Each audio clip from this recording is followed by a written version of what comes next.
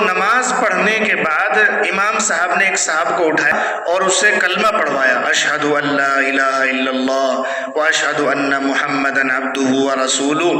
اس کے بعد جتنے نمازی مسجد میں تھے وہ سب کے سب اٹھے، اور اٹھنے کے بعد انہوں نے جماعت کے ایک ایک ساتھی کی پیشانی کا بوسہ لینا شروع کر دیا۔ کوئی سینے سے لگا رہا ہے اور کوئی ہاتھوں کو چوم رہا ہے۔ ہمیں کوئی خبر نہیں کیا مسئلہ ہوا، امام صاحب نے اپنی زبان میں اس سے جو کہا ہم وہ جانتے ہوں گے، بس ہمیں اتنا پتا چلا کہ اس نے کلمہ پڑھا ہے۔ اس کے بعد میں نے الحمدللہ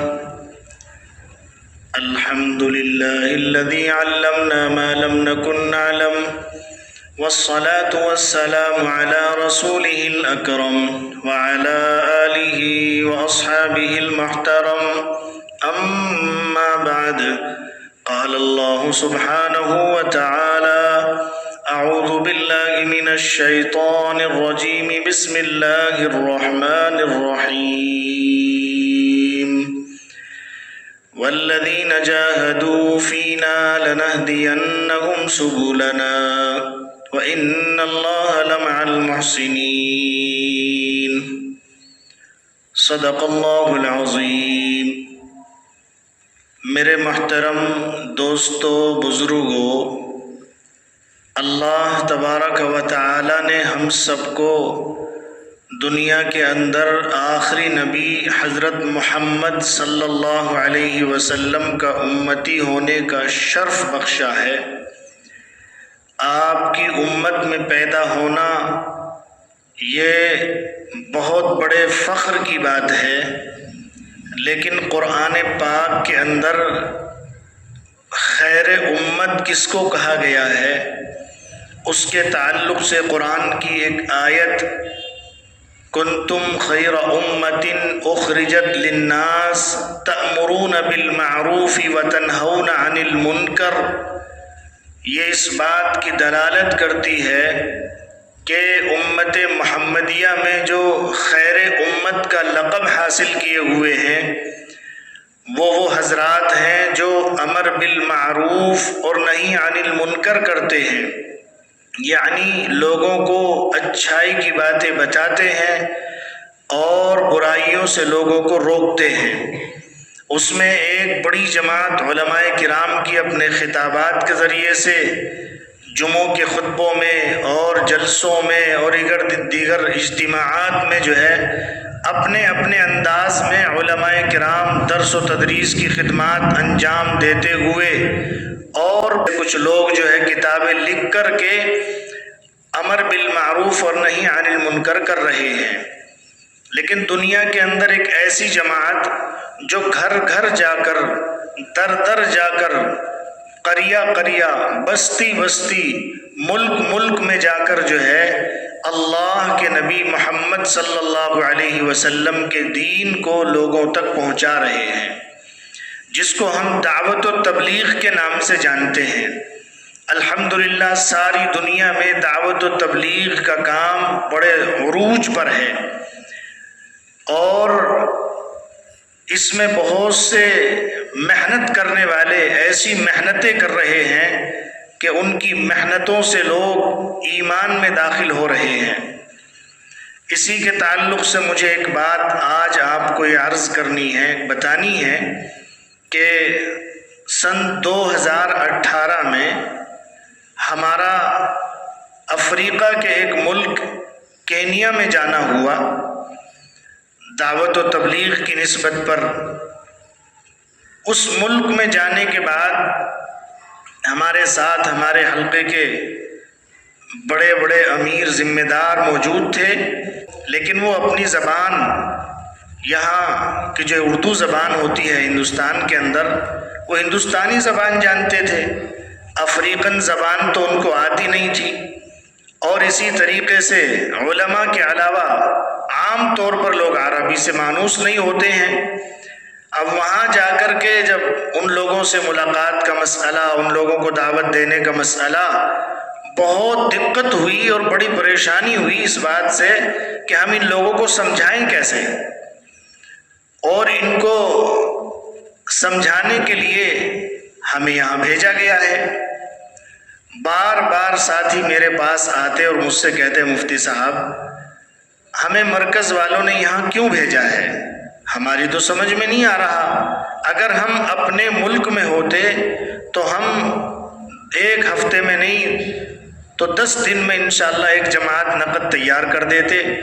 आज हमें तकरीबन यहाँ 1 महीना होने को है, फिर उसके बाद दोबारा तबसरा हुआ, फिर 2 महीने होने को हैं। तो मुफ्ती साहब हमें तो बस ये है कि जो रहबर मिल जाते हैं उनके साथ हम मुलाकात कर लेते हैं, तर्जुमान के साथ जाकर, हमें कुछ समझ नहीं आ रहा। तो प्यारे दोस्तों बुजुर्गों, मुझे बताना ये है कि अल्लाह के रास्ते में जो पैदल जमातों को निकाला जा रहा है, उन पैदल जमातों के निकलने से दुनिया के अंदर कितनी खैर फैल रही है और कितने लोग अल्लाह के रास्ते में निकलने वालों को देखकर मुसलमान हो रहे हैं और कितने लोग तौबा कर रहे हैं और कितने लोग ऐसे हैं जिन्होंने अपनी ज़िंदगियां बदल ली हैं। ये बात हमें वहाँ जाकर समझ में आई। हालांकि हम यहाँ अपने अकाबरीन की बात सुनते थे और मानते थे और अपने मुल्क के एतबार से समझते थे कि अल्लाह तबारक व तआला ने इस दावत और तबलीग की मेहनत से सारे आलम के अंदर खैर फैला रखी है। लेकिन जब हमारा दिल खुद जो है तशवीश में था कि यहाँ किस तरीके से दावत दी जाएगी और ये हम जो यहाँ आए हैं किस नीयत किस नज़रिए को लेकर आए हैं। बस एक जगह मैं आपको मुख्तसर से एक बात बताना चाहता हूँ। नैरोबी से तकरीबन 450 किलोमीटर दूर एक शहर गारिसा के नाम से है। हमने वहाँ कुछ वक्त लगाया, उसके बाद वहाँ से तकरीबन 250 किलोमीटर हम देहातों में निकले, अफ्रीका के जंगलों में। यकीनन वही जंगल जो आपने कभी मोबाइल वगैरह में देखे होंगे, उन्हीं जंगलों में हम गए। तो एक बस्ती का नाम था शंता अबक। मैंने पूछा भाई शंता अबक के क्या माना है, तो उन्होंने बताया कि हमारी ज़बान में 5 दरख्त कहते हैं उसको। तो वहाँ कुछ 5 दरख्त थे, उनके आसपास जो बड़े बड़े दरख्त थे वहाँ बस्ती आबाद हो गई। 2 मस्जिदें थी उस बस्ती में। तो एक दिन ऐसा हुआ कि हम एक मस्जिद में 3-4 दिन लगाने के बाद दूसरी मस्जिद की तरफ हम जा रहे थे। तो रास्ते में तकरीबन 1.5 किलोमीटर का सफ़र हमें करना था। हमारे साथ चूँकि ज़्यादा सफ़र ज़्यादा था, चूँकि खाने का इंतज़ाम भी खुद ही करके जाना पड़ता है, तो कुछ राशन वगैरह के वज़न था ज़्यादा, इस वजह से हम उसे अपने सरों पर तो उठा नहीं सकते थे। हमने सोचा कि इसको गाड़ी में जो है रख लिया जाए। और वहाँ बैलगाड़ी चलती थी, बल्कि बैलगाड़ी नहीं गधे की गाड़ी चलती थी।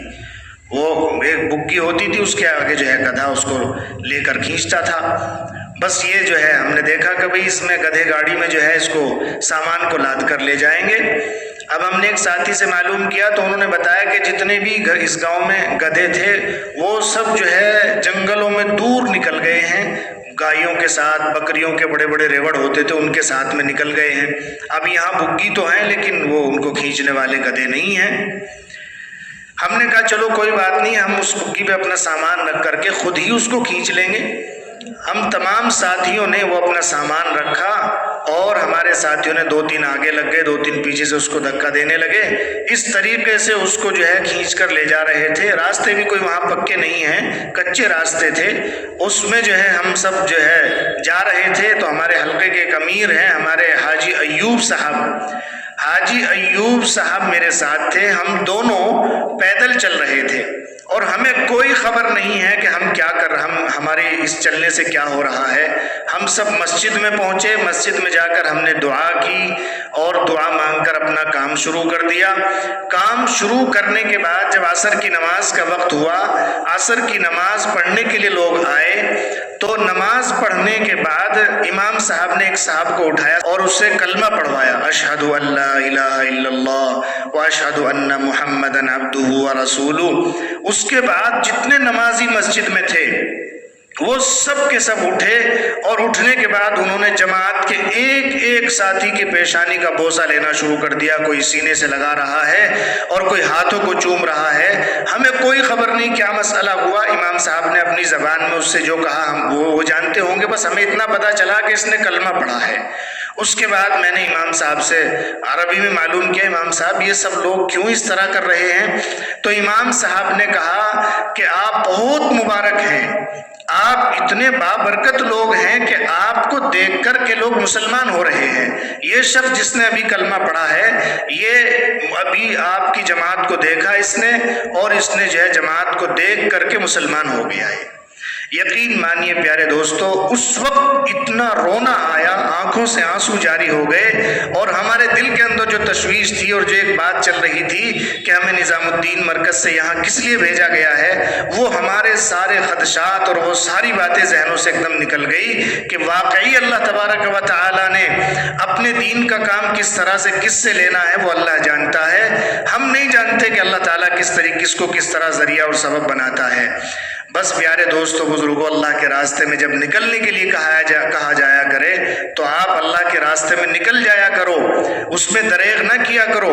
اللہ تبارک و تعالی پیدل جماعتوں کے چلنے سے اللہ کا غصہ ٹھنڈا ہوتا ہے، نہیں تو دنیا کے اندر لوگوں نے گناہ کر کر کے اتنے گناہوں کے انبار لگا رکھے ہیں کہ بنی اسرائیل میں اتنے گناہ نہیں ہوئے جتنے اب گناہ ہو رہے ہیں۔ اس کے باوجود بھی لوگ امن و سلامتی کے ساتھ، سکون کے ساتھ اپنے گھروں میں سو رہے ہیں، رہ رہے ہیں۔ اس کی وجہ یہ ہے کہ رات کو مدرسے والے اٹھ کر روزانہ قرآن کی تلاوت کرتے ہیں، اور یہ تبلیغ والے اٹھ کر تہجد میں قرآن پڑھ رہے ہیں، دعا کر رہے ہیں، اور ہر وقت جو ہے اللہ کے سامنے ہاتھ اٹھا کر اللہ تعالیٰ سے امن اور سلامتی کی دعا مانگ رہے ہیں۔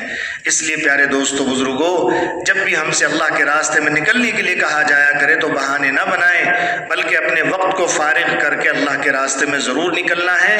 دعا کیجیے اللہ تبارک و تعالی مجھے بھی آپ کو بھی ان باتوں پر عمل کی توفیق عطا فرمائے۔ آمین۔ وآخر دعوانا الحمدللہ رب العالمین۔